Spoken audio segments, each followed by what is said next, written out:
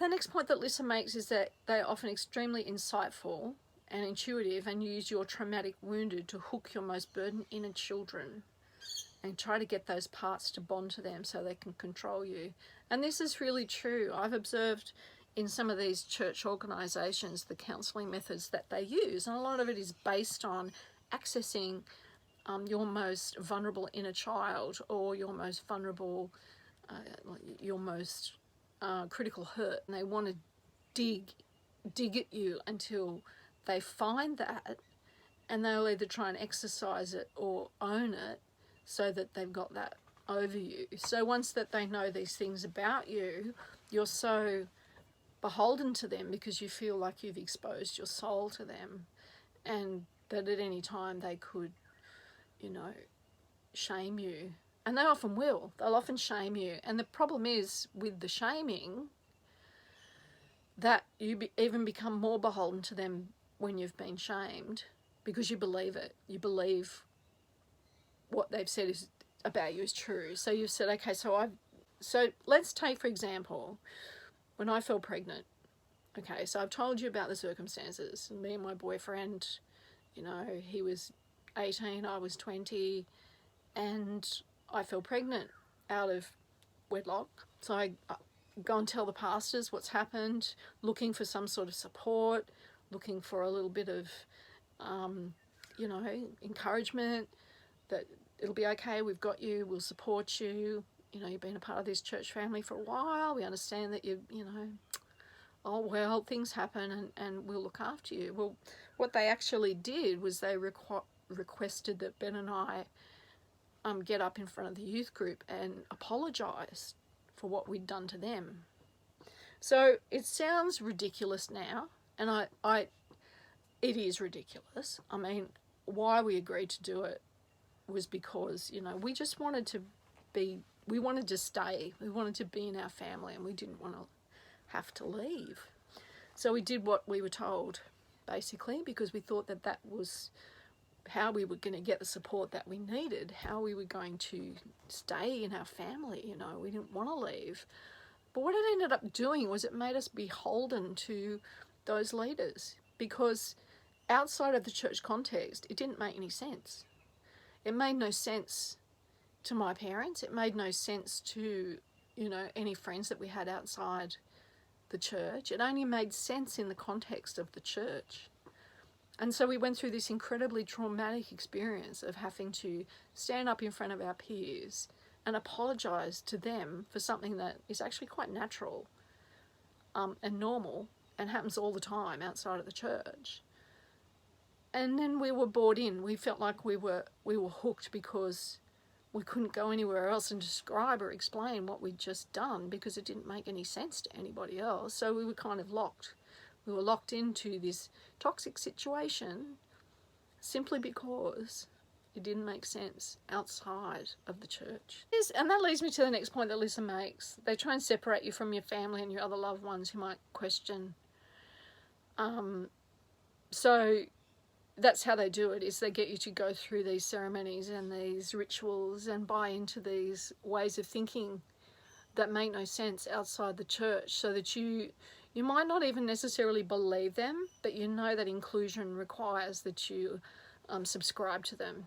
So what's going on in the church feels more real than anything else, and you will do whatever is required in order to stay there, in order to still belong. Whatever mental and intellectual gymnastics that might require, it doesn't matter. It just, you've been sold. This person, you know, the leaders are just telling you, you know, this is where you belong, this is your home, this is your family, we're the ones who really understand you. No one else sees this spiritual aspect of you except for us, and that is who you really are, is that spiritual aspect of you. So in that way, you just become more and more hooked in, and more of your time and energy and psychosocial kind of energy just gets completely pulled in to the church and in serving the agenda of the grand leadership, of course. I'm not going to go through all of these points. I'm just going to grab a couple out that I think are particularly pertinent. Okay, so I'm going to skip to, they may have claimed to have access to secret knowledge directly downloaded from God or from a specific text. Now, this is the issue that we have with their so-called biblical teaching, is because the Bible, before it was assembled by King James into the Bible that we know today, it was pretty much a random assortment of books that were open to interpretation, and particularly in the Judaic tradition, around Jesus' times, when he was considered to be a rabbi, spiritual leader, the spiritual leaders used to sit around, the rabbis used to sit around with the Judaic texts, with the Torah, and they used to talk about them, and then they would ask for critical thinking and critical thought around that from their followers. So, you know, you'd have Rabbi such and such over there and Rabbi such and such over there, and they'd be sitting around talking about particular texts and saying, well, what do you think about this? No, I don't think that about that. Oh, I think God meant this, and I think Moses meant that, and I meant... You know, you were meant to critically think. You were meant to argue about it. You were meant to kind of toss it around and think about it, and kind of have your own thoughts and opinions, and pretty much your spiritual leader was just there to kind of facilitate that conversation. But something happened, didn't it? What we did was we edited down all the books into one volume of however many there are now. I keep thinking it's 52, but I think that's how many Psalms there are or something. 31 books, I think it is, and that's it now. We don't argue about it, we don't talk about it, we don't discuss it. One person sits down during the week, pulls something random out, writes a message, and then stands up on Sunday and says, "Thus saith the Lord," and that's that. And it's not how the books were written. It's not how the texts were written. They weren't written to be like in concrete. They were written to interact with the human soul and spirit. They were written to inspire. They were written to make us think. They were written to share stories. They were written to, you know, express sentiment. They were written to sort of show the gamut of human experience as relates to and with God. That's what they were for, and they're beautiful for that. But it's not a fucking textbook. Sorry. It's not scientific. Let's just say it's not scientific. It's not meant to be scientific. And a lot of pastors preach the Bible as if it were a science textbook, and at the same time throwing the actual science textbook out the window. Like, I've done Bible college. I've got more qualifications probably than your average pastor, but I don't understand the Bible.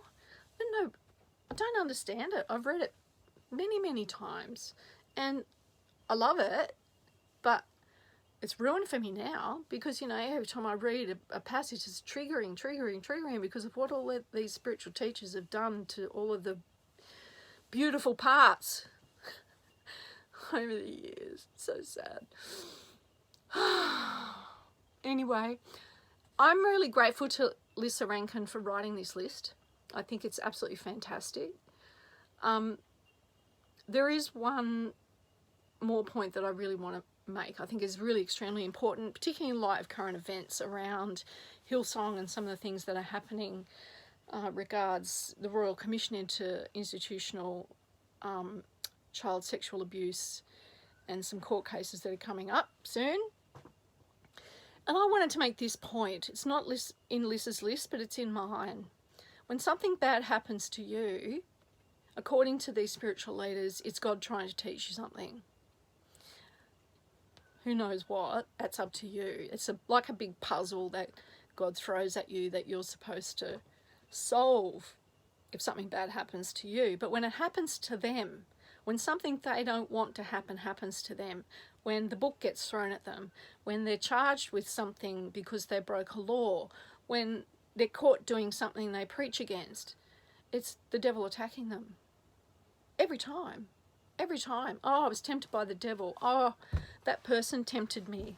Oh, you know, no, God's not trying to teach me a lesson. It's the devil. It's the devil. It's an attack. It's that Jezebel over there. It's that, you know, it's that person trying to bring me down. How dare they? But if it happens to you, happens to you, it's your fault because God's trying to teach you a lesson. When I had cancer, my God, I just lost count of the number of people who were telling me that, oh, God's got a special lesson for you. He's got trying to teach you something. It was so incredibly painful and frustrating because I believed that, and I was trying to make sense of my cancer experience through that lens. You know, was I supposed to witness to people in the hospital, in the intensive care ward? What was I supposed to do? I had no idea what my special job was in my cancer experience that apparently God had given me, you know, to teach me a lesson. No idea. And it caused me no end of grief. Honestly, I tried so hard to make sense of my cancer experience through that lens. And in the end, I just gave up. No, doesn't make any sense. It happened. I got better, which was really fantastic. God was fantastically, you know, I really pushed into my faith and found a new place of just resting and being a sick person. Being a sick person's okay. It's okay. It's all right. You can be a sick person and still have a relationship with God. He's not embarrassed of you. He's not ashamed of you. You know, you're not going to get kicked out of your friendship with God because you got sick. It's actually a really interesting space to be in, to be ministered to be looked after, to be supported, to be vulnerable. Like, it's really interesting experience. But that wasn't the lesson that God wanted me to learn. That was just what happened. But then I find it really, really interesting that we have spiritual leaders who have committed actual crimes, who have done things that were actually criminal, who have you know, aided and abetted criminals, who have hidden the crimes of, you know, abusers and etc., etc., who stand back and say it's an attack from the devil. It's not my fault. Not my fault. No, I'm totally pure and clean and wonderful, and, you know, it's just so sad because I'm being attacked by the devil. Bullshit. It's not the devil. You did a shitty thing that was against the law, and now it's coming back to bite you on the ass. And so I think I've married a little bit of my own beliefs here with Lissa Rankin's list. The first couple of points were hers, but then I've kind of shared a little bit of my own stuff. What I really want to bring home to you is that not all spiritual leaders are who they say they are. A lot of them are people who just couldn't get a job in high finance or politics because they didn't have the intellect or whatever. A lot of them have been very badly abused themselves. A great many of these evangelical Pentecostal leaders are sociopathic narcissists, and you need to be aware that that's the case. You need to go in with your eyes wide open, and you need to ask lots of questions, and you need to be critically thinking, and you need to be understanding that there is a purpose and a reason behind every single thing that they do. This is a tried and tested method that they practice, and anyone who's been in these churches or has observed these churches as I have, like I've spent half my life in them, half my life observing them, and after a while you start to see that this is a science that's been being developed since the 1970s. They have been working really, really hard to hone this, and it is a business model that really works. The spiritual stuff seems to change from time to time, but the fundamentals are always still there. And it's an environment in which these narcissistic, sociopathic, cult-type leaders absolutely thrive, because the hole at leadership that's created for that leader is shaped like that. It's shaped like a sociopathic narcissist. And you'll find that often the really genuine, really caring, really loving, absolutely, you know, genuine person who tries to fit into that mold just won't last. They won't last. It's the ones that manage to just completely click into that model that stick around. The thing is, though, that it's a very brittle model. It's very brittle. And what we're seeing at the moment is the culmination of these decades and decades and decades of this very personality-driven cult that starts with H and ends with G. And if that particular personality were to go away, the model would start to unravel, because it's very much molded on the leader's personality and their ability to motivate and generate energy from people and loyalty from people. And the business model hinges on that personality being able to sustain, a certain role. And I have a feeling this is all about to go, I don't know, it could go pear-shaped.